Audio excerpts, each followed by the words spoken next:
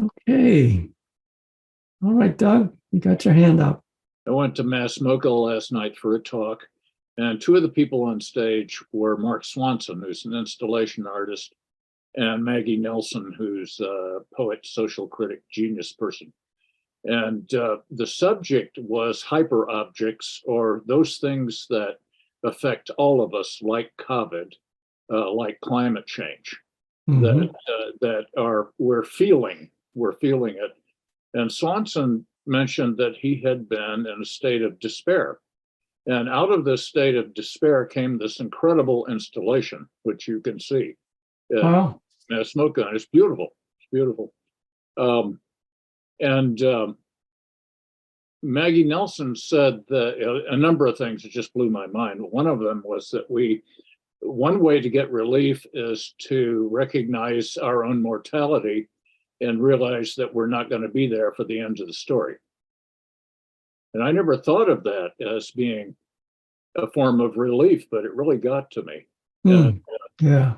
Wonderful stuff. And, I woke up this morning, I felt good for the first time in a long time. It was so good to do that. It was so good to be in a room full of people, some of whom were masked, but to feel like I was part of the world.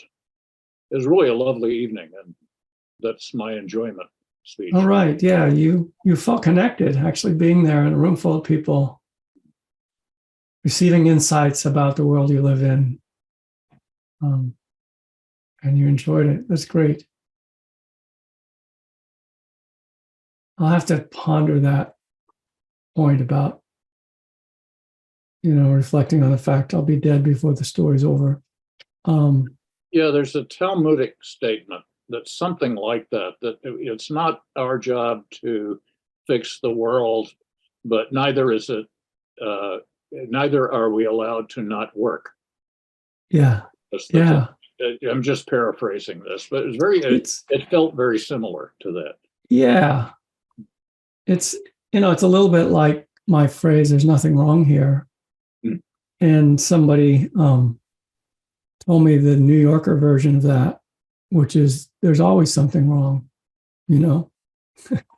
It's really kind of means the same thing. It's not that there aren't problems. It isn't that it's urgent that we face them. But there's some way that as a human being, in the face of huge problems, you still live. You're still living. You may be facing your own death. You may be facing climate change. You may be facing oppression in a horrible regime or warfare. Lots of difficult stuff happens here.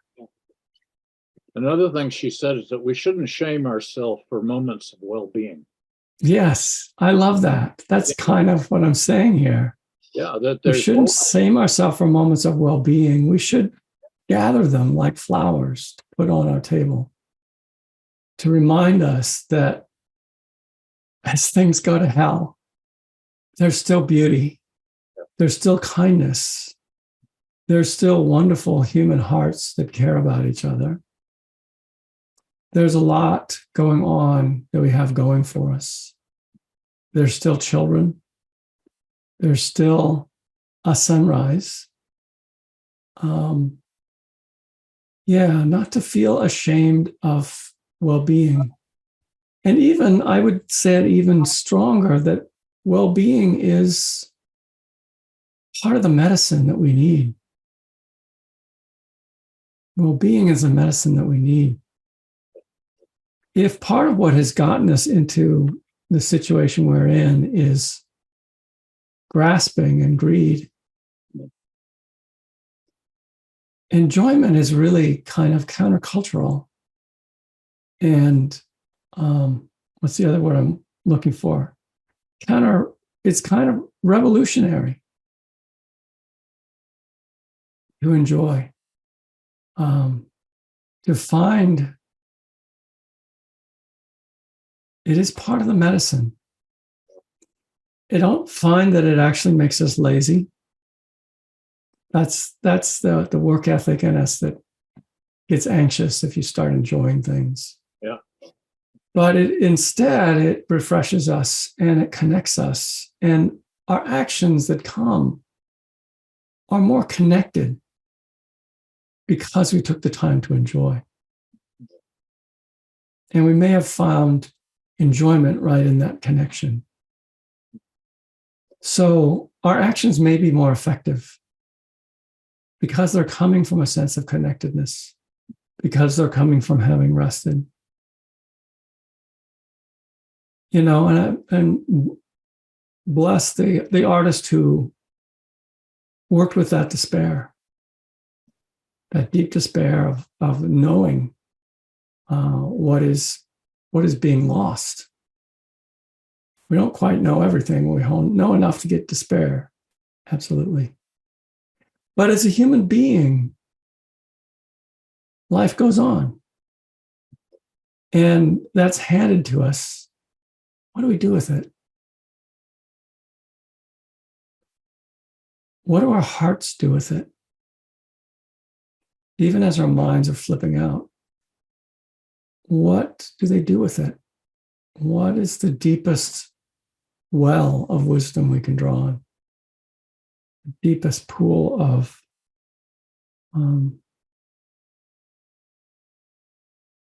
humanity. So, yeah, I love that. Don't be ashamed of enjoying something. Don't be afraid of liking being human. Catalina. My report is about the manager. Like you said, like how will you last week? Like, how about if you try to I will put it like get out of this controller that wants everything to be done with a to-do list and everything. And it was very present for me, but I fail. It's like I have so much, like in my plate. And so even if I say, no, I'm not going to do that, no, tomorrow, I will do it tomorrow. But at the same time is this thing that I have, like I have to do this and this, but I did everything. And in a way I will say like, oh gosh, I love myself. My God. Yes. Yeah. To be able to do so much and to be able to, like all these things that I have to do and being able to do it. So, yeah, there's some gratitude there. There's gratitude for how effective your manager is. Yes. I am grateful for it when, you manage a retreat, you do a great job. So there's a lot to be grateful for there. Yeah. But it's really great when the manager can take a break, not now. This is not the time to get stuff done. Yeah. It's so important to be able to see that, but there's a force, a force of like, this have to be done, this have to be done, this have to be done. Mm-hmm. But at the same time, yes, I feel that the moment that I said it's too much, no, stop, being able to stop and take a break and even do a little meditation and go for a walk. I'm doing a lot of walking meditation and I love it because it's the energy, like I am more to grounded. So yeah, that's my report. Yeah. So the managerial part of our mind is basically afraid. And it's like got a hold of you and wants all your time because it's afraid you won't get everything done, right? Yeah. And that will cause this, that, or the other problem or embarrassment or whatever, And so it's really helpful to notice that about that side of ourselves, that there's some fear. It's what you described as a force. There's a force there. And there's, and that force wants to like grab your consciousness, take it over, and just direct things. And yet it's not completely happy. I find that there's something in me, the very something that keeps all the lists and wants to get everything done. It's tired. It wants a break.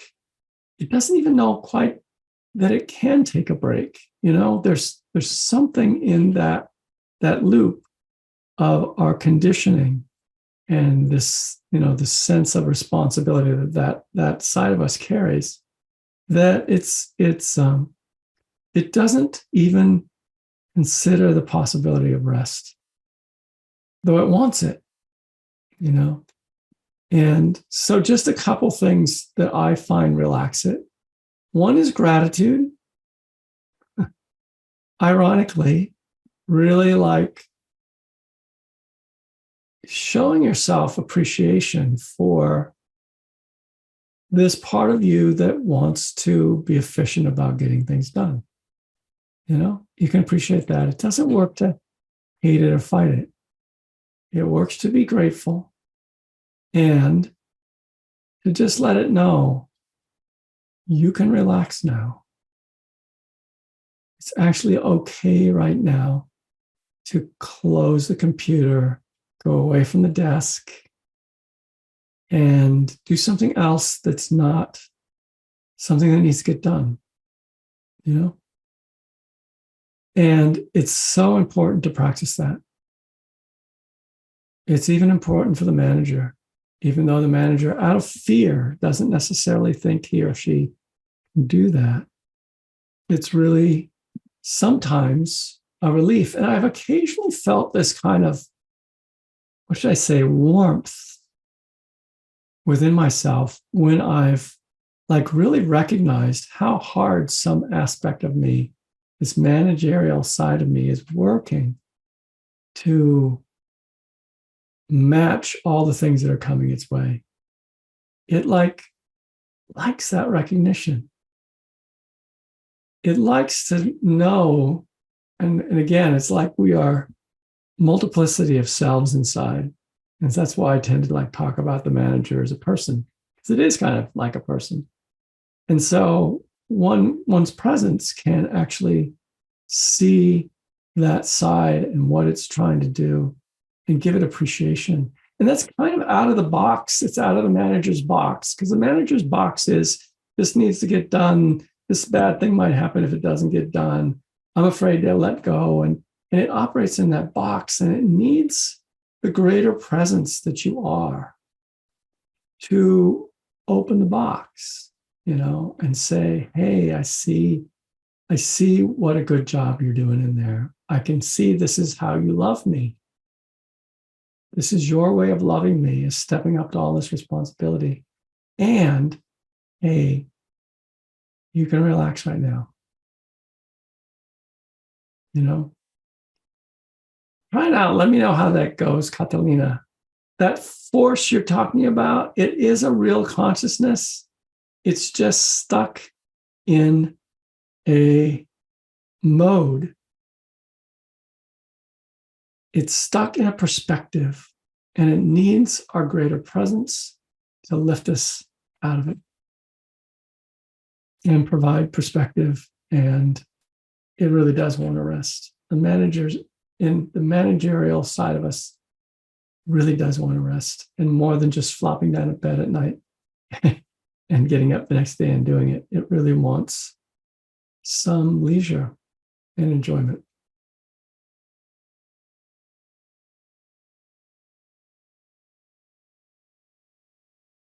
All right. Anyone else out there wants to chime in? I'm gonna say something. What I noticed about enjoyment is that I feel like gratitude and awareness always seem to be there. In the vicinity of enjoyment. Yes. Yeah. And there's it's almost like there's almost no distinction sometimes, but they're kind of all together for me a lot of times. So yeah, share that. These wholesome states come together. There's actually a whole piece of Buddhist psychology that talks about that, about how in a wholesome state of mind, there's actually a whole group that comes together. I had a teacher, Andy Olinsky, who said it's like comes as a six pack. This is kind of an odd analogy for a Buddhist teacher to use, but that all these states really invite other wholesome states to come together, and it's sometimes it's hard to distinguish them, but you can enjoy nonetheless. All right. You mentioned that the managerial mind needs a break more than just going to bed and waking up. Yeah. So when you're in that zone and your manager's going, and you've got this, you can't stop. Yeah, that's the box. It can't stop, and it can only see what needs to be done and how little time there is. And it's like in that box. But sometimes it doesn't feel, I guess sometimes if you stopped and thought about it, you would feel that you need a break. But sometimes you don't. So when you say it's really important to take that break, why? Why is it really important?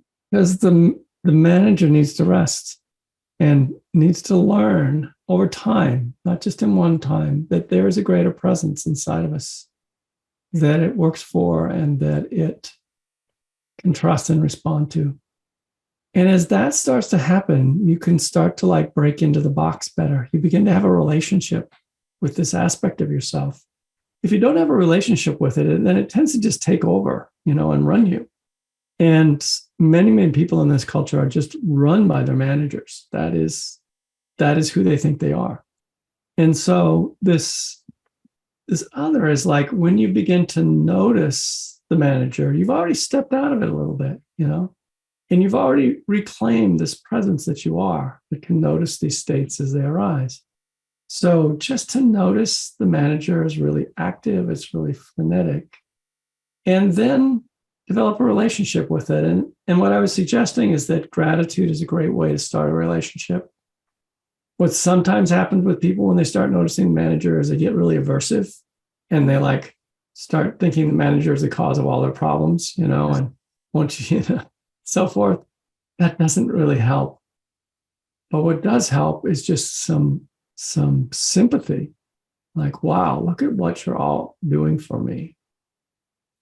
And let's take a break, But you got to get kind of a relationship going there, and it doesn't happen overnight. All right.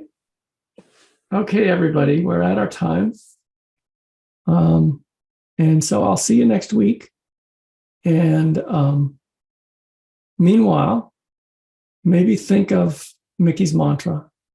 What is that right now to be enjoyed? I think I got that right. Anyway, okay, be well.